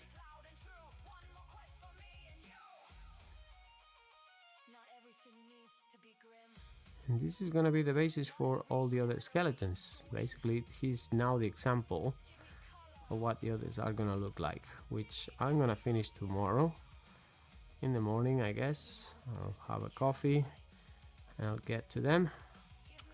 They will be done by the afternoon, all of them. So more things can be painted later. Okay, a little bit more here, a little bit more here, a little bit more here, and let me just get this side of the sword as well, so we can get two sides of the blade. Nothing too fancy. All right, and now the gold. I have a couple of details only to be gone on this one. Let me see, where is my gold here? I'm gonna use this Auric Armor Gold, which is very, very light gold. But as you can see, metallic paints have the tendency as to go from the top to the bottom. You see, this is the what do you call that? The medium. and the metallic pigments are heavy, so they will go to the bottom. So it's good having a vortex mixer for these paints. Row 1, this is AI generated music, because I'm not a musician and I'm tired of paying royalties. And even if I pay royalties, this is the hairy part with YouTube, okay? You have two options. You can get the music that they have on YouTube, which is not that great, or you can pay for music in websites. And what happened to me after paying for licenses and whatnot is that a few years later I get copyright challenges, and I have to go to the website, find the copyright for that song and put it up, and then wait until they release the issue with that. So I learned my lesson and I said, well, that's enough. I was using White Bat Studio Music and he has never given me any grief, but it has happened to me in the past that I've been using other musicians that say that their music will be free forever, and then something happens and they come back and they just copyright strike your videos. So I'm kind of done, you know. It's sad because it is what it is. If I've had a huge channel where I make money and it's worth having somebody to compose music for you, I will do it, not a problem. But I'm not a huge channel, I don't make a lot of money, and it's just too much of a headache just to do some videos that, I mean, you know what I mean, okay? It's just such a big headache just to get things sometimes done the way you want them to be done. And nowadays, unfortunately, AI is kind of difficult to evade if you are a mediocre creator like myself. So, and most videos that you see out there nowadays, a lot of them are generated through AI. This is as natural as I can get. So everything else that you see, yeah, it's AI. Not me, I am here, but I am here. But yeah, I learn, for instance, for work, I do a lot of things through AI, helping me with documentation or figure out data. I mean, I don't know, man. I don't think people are gonna lose jobs because of AI, but what is going to happen is gonna multiply productivity in some areas by tenfold if you start using it properly. It's like having an excavator or having to have 20 people with you know, hand tools to do the same job. You just reallocate those resources to something else. There will be always something needing to be done. And for creative endeavors, yeah, it works quite well in some senses. In others, you can tell that it's fake. But nowadays I'm watching, there is like a Gossip Goblin, I think is the channel. This guy makes fantastic AI stuff, like super cool videos, cyberpunk style and whatnot. Super cool stuff. Very, very cool stories in the end. I like them. It's not for everybody, but I guess it's here to stay, so we better make our minds to it. Okay, two things that I want to do with this skeleton before I'm done with him. First one is I want to glaze the red cloth with something that gives it a proper color, not only that reddish brown, something else. And I want to paint the teeth, but before I paint the teeth, I want to make them black, because they are gonna come up much better if I paint them black first. Not black, just black wash. Where is my black wash? Black wash. And because, where is it? Oh my god, did I lose it? Okay, let's use just black. Where did I put my black? Oh, it's right in front of me, for God's sake. It was right here the whole time. So I'm gonna put some black wash on it. If you guys enjoy the music, I can put up a video on the channel for you just to listen to it, but I don't know. Okay, I don't know if it's if it's gonna be something that people are gonna say, oh my god, you put some AI music there, like whatever. Okay, so what I can do is not monetize the video. I don't mind that, but then people are gonna complain anyways. I mean, you have no idea. I find it very funny that every time that I post anything about Hero Quest or Advanced Hero Quest or one of the dungeon crawlers, everybody's quite happy about the video. If it's something 40k, for whatever reason, it attracts a crowd that is very particular, very peculiar. Okay, I'm not saying everybody is like that. I'm saying that some of the characters that come to my channel when I publish something that is 40k are very peculiar in a negative way.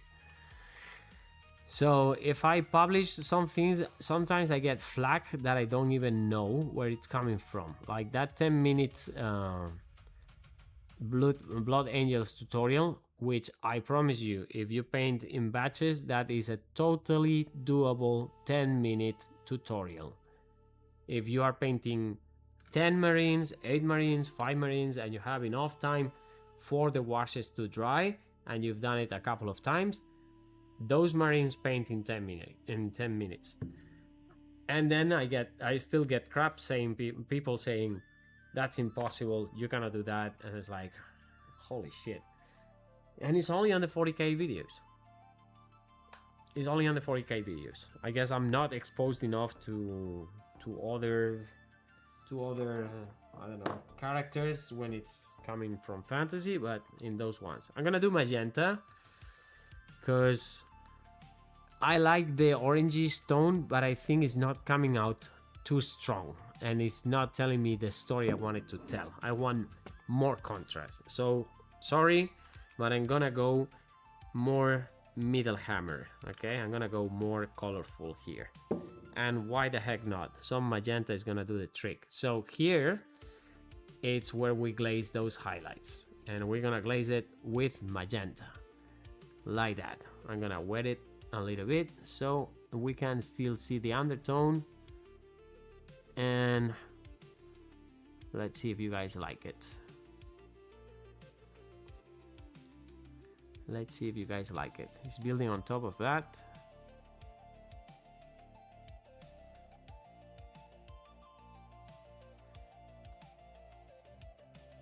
Here and here. And then when this dries, or whilst this is drying, we're gonna paint those teeth. Okay.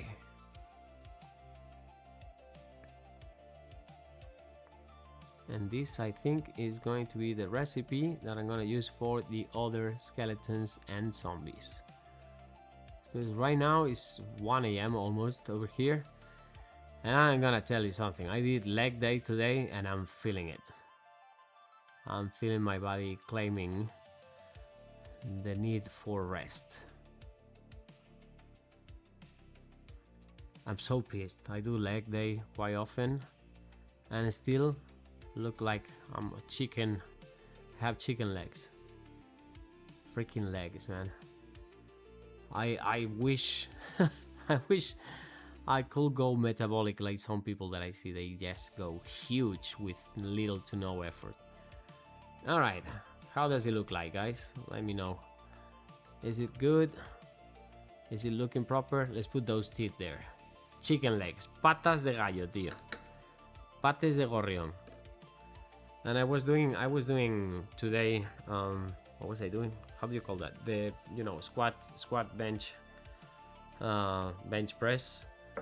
I was doing 160 kilos on it, and I do it like every day that I do that. It's 160 kilos, 8 reps, 10 reps, whatever I can feel doing. And I did like 6 sets. I did lunges, I did Bulgarian squats, I did all the kinds of crazy things that you need to do for legs. I came out completely knackered. And if I do that with arms or chest or back, I come out with a huge pump. But if I do it with legs, no pump, and still you feel like you cannot go downstairs. It's such a strange thing. But you need to do legs because they really help you go anabolic. Really help. Okay, last things last. Here, vamos allá. Pure white. Now this is pure white. And I need to get close to the miniature to see this. So hopefully, there we go. Hopefully it's gonna be okay. 1 dot, 2 dots, 3 dots. There is another tooth there. Okay, this has only teeth here. He's missing a lot of teeth. Haha, look at the smile. And I'm gonna just leave a little bit of it, just a little bit of it, and paint some of these tips.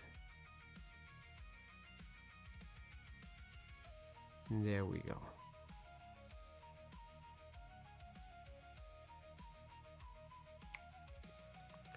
Because that still needs that small edge highlight in pure white. That makes it look like that. Boom.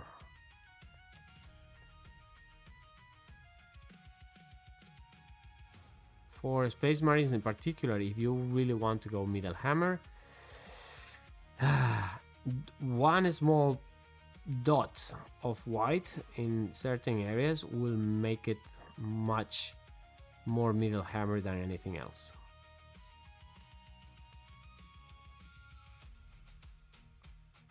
Okay, this guy is done. That's basically it. That will be basically it.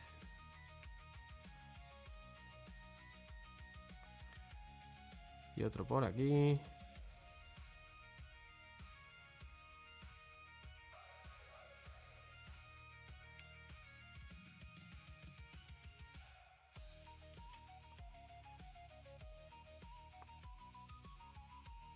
Ya. Un poquito aquí. Un poquito aquí. Y ya está. Mirad a ver. How does it look like? What do you guys say? Ice Yellow versus Drakenhof Nightshade. Which do you choose? For usefulness? Who? Now that's a difficult choice, man. You're telling me basically if I had to choose between one of them and I wouldn't be able to use it for the rest of my life, the other one that I didn't choose, which one will I choose? That's the kind of question you're asking me? Because that's the question you're asking me. Man, that's a difficult question to answer. If I only could choose one of those two and not be able to use the other one, I guess I will still choose Drakenhof Nightshade. Because Ice Yellow, I can make somewhat easily. I can make like Bone work more or less like Ice Yellow. Although Bone, it's not as good as Ice Yellow, because Ice Yellow, it has that yellowish warm part of it that will not desaturate too much and will still give volume. So I will probably choose I will probably choose Drakenhof Nightshade, but I'm not happy about it because I'm losing this fantastic tool that I'm using right now to highlight things, you know. Why do you have only one choice right now? You have to buy one paint and you don't know which one of them to buy? Or if you cannot buy both now, buy Drakenhof Nightshade. But if you can, buy both for sure, okay, buy both. They are super useful, as you can see. I use them in every single stream, in every single miniature. I think I use them always, so use both. Okay, it's 1 a.m. I'm knackered. I'm not even finishing the base. You know what, screw it, I'm gonna finish the base. I'm knackered anyways, but since I have the paints on the palette, I'm gonna finish it. So I'm gonna just finish the base on this guy, and then I'm gonna call it a day for today. And then I'm gonna go back to the zombies tomorrow, and finish all these undead tomorrow, hopefully. So I get only the giant skeleton remaining, which is one of those minis that I will love to do on a stream. So if you guys want to see any of the other minis that I have there to be painted, like Skaven or the Eversword Assassin, or a surprise Ice Yellow versus Seraphim Sepia. Seraphim Sepia is super useful though, but Ice Yellow, I'm gonna use it more than Seraphim Sepia because I'm gonna use it for any color. Any color that I highlight, I'm gonna end up highlighting with Ice Yellow for sure. Okay. The question is, do you want a shade or do you want to highlight? If you want to highlight, Ice Yellow. If you want a shade, you need Drakenhof Nightshade. And more often than not, if you paint light enough, you're gonna use more shading than highlighting. That's why I'm saying Drakenhof Nightshade. But Seraphim Sepia, you will use it for shading, things like leather, metals, things like, no sé, bone, things that are brownish. But Drakenhof Nightshade, you can use it for more colors to shade. Greens, purples, blues, blacks, well, blacks, you know, grays that are gonna become closer to black. My bases are gonna be painted in Drakenhof Nightshade. As you can see, my dungeon bases always start from a base of Drakenhof Nightshade. Hands down, Drakenhof Nightshade. And for highlighting most of the colors that I highlight, I always start with Ice Yellow and then I glaze. So Seraphim Sepia, although it was one of my favorite colors and I will use it quite a lot, I don't use it as much as any of these two by a huge margin. Like, I go through those two colors like crazy. And even though I paint a lot of Ice Yellow, this is only my second pot ever since I started using it. So, ¿qué hay, Lobo? ¿Cómo estás? Buenas noches. Claro, it's 11 on your side of the world. En España son las 11. I know that. So you guys are a little bit fresher than me, but me, I'm dead. Me estoy que me caigo ya de sueño. So I'm gonna finish this base and we're gonna call it a night for today. Like, what of all the paints that you guys use, which one is the one that you know for sure? Like, just imagine you need to restart your paint collection, yeah? Which one do you know that is the first pot that you're gonna buy? And let's not talk about, we're not talking about black or white or, you know, the usual things that everybody needs. No. We're talking about the paints that are not the basic colors that you for sure are gonna buy. For sure are gonna buy. Which ones will it be? Si tuvierais que empezar de cero, I'm gonna say it in Spanish as well. Si tuvierais que empezar de cero vuestra colección de pinturas y aparte de comprar las básicas, el negro, el blanco, el azul, el rojo, el amarillo, ¿qué pintura no os puede faltar sí o sí en vuestro repertorio? ¿Vale? ¿Qué pintura? And I want the brand, I want the name. I know for sure AK Interactive Ice Yellow and Citadel Drakenhof Nightshade. For sure. Those are my two. But I don't know about you guys. You probably have your own secret tools. I have my face on top of the camera. Of course. Okay. A ver. You probably have your own repertoire of secret tools. Also, what is your favorite size of brush? Because, for example, Trappy was showing me he's gonna start painting now. And he was showing me all the brushes that he got. And I said, with a good number 2, like this one that can hold the tip, you can do way many more things that with a fine tip 1 or a fine tip 000 or something like that. People, I was also guilty of that. We used to buy like super thin brushes, and you know what? You don't need them, like at all. Once you get used to painting with a good brush that can hold a good tip, ya está. You don't need anything else. The other things are just fluff. You don't need any of those. Ok, vamos allá. Hey. A ver, let's see. The old Vallejo flatback. And what does it look like? Is it like an off gray, like super dark gray? Am I remember that color correctly?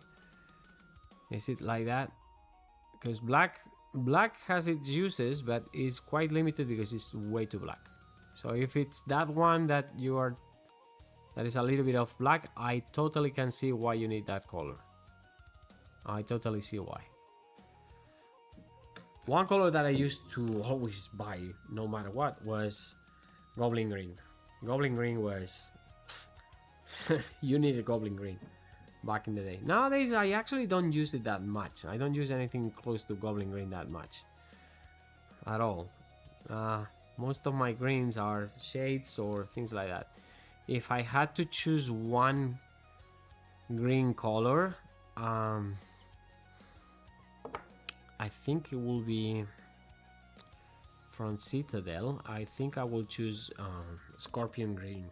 I think it is. Not sure if it's Scorpion Green or the other one. What is the name of the other one that is very similar to it? Because it's very useful for OSL. But Goblin Green was that. It's really flat. This one is... I find flat colors are... As soon as you use good varnish that is flat, like Testor's dull coat or something like that, it doesn't really matter. It doesn't really matter. Okay, now that this is going to be drying, we're gonna do the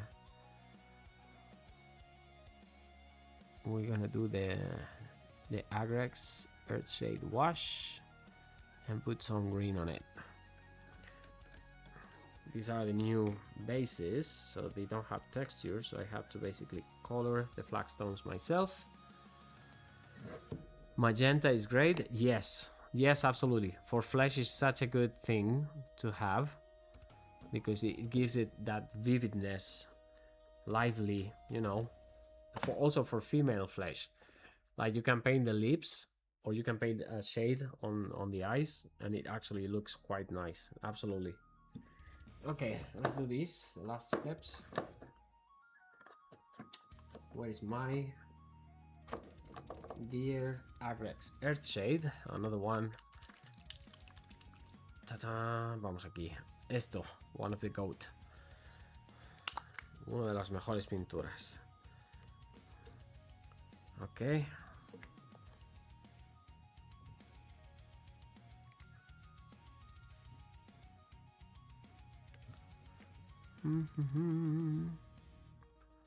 Usual dungeon bases. I've been painting bases like this since I started painting my Hero Quest, the one that I bought when I was in Malaysia to play with my friends. And then I said, what am I gonna do with the bases for these miniatures? Little did I know that I will paint way too many miniatures with bases like that. Like so many. Crazy. In the Canary Islands, yes, 11. Oh my god, wait. Yeah, we are 1 AM. No, I'm in Romania now. I used to live in Malaysia, which was the same time zone as Thailand. But now I'm living in Romania, which is 1 hour more than you guys in Spain, in peninsular Spain. So...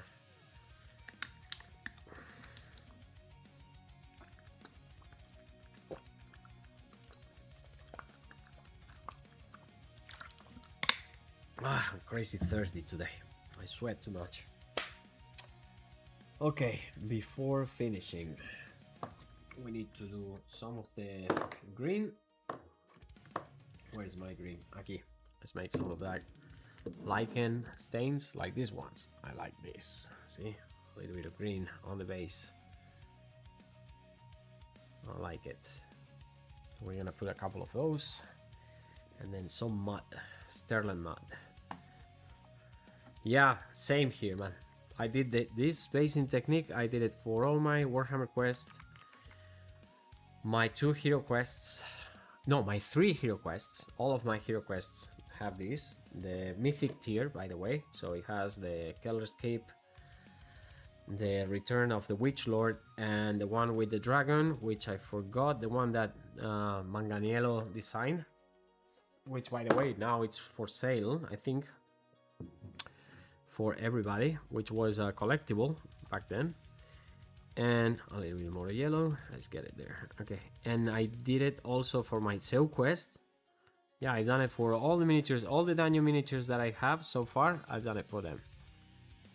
Ok, vamos a poner un poco de verde así.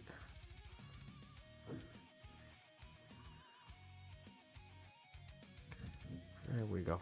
And it's mixing with the Devlan mud. I just like it, you know, that small hint of green. Just makes the base a little bit more lively. I am a teacher. So, and I teach in international settings. So what happens is you go to a school, you spend there, in my last school I was 2 years, in the previous one 5 years, in the one in the United States 5 years.